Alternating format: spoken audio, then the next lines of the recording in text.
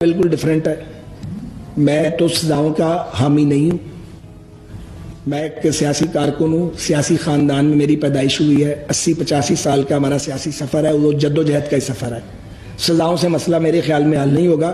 ہو سکتا ہے میری اس رائے سے لوگ اختلاف کریں, میری جماعت میں بھی کریں, ہمارے حامی بھی کریں. یہ تو غلطی کا اعتراف ہے اور ایک دوسرے کو معاف کرنے کی بات ہے, کیونکہ ہمیں ماننا پڑے گا کہ ہم نے یہ غلطی کی ہے. اور اگر ہم سزاؤں کے معاملے میں چلے جائیں گے تو ہم ملک کو مزید برباد کر دیں گے.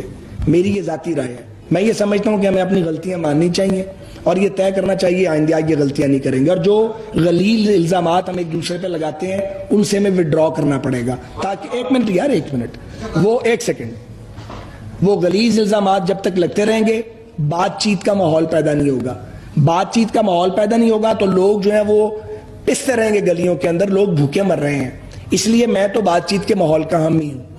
میں تو یہ نہیں سمجھتا کہ ہم پوائنٹ آف نو ریٹرن پہ پہنچ جائیں اور کہیں کہ ہم اب ایک دوسرے کی شکل نہیں دیکھیں گے. جتنا مرضی ناپسند ہے ہمیں ایک دوسرے کی شکل, اور جتنی مرضی تلخی ہے ایک دوسرے کے ساتھ, راستہ بات چیت سے نکلے گا.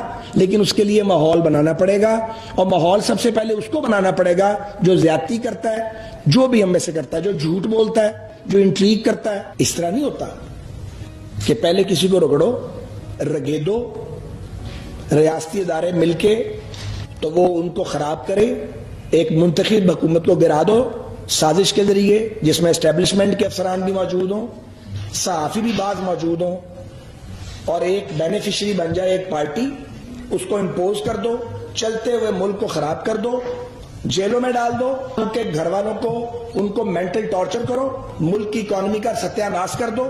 تو ناظرین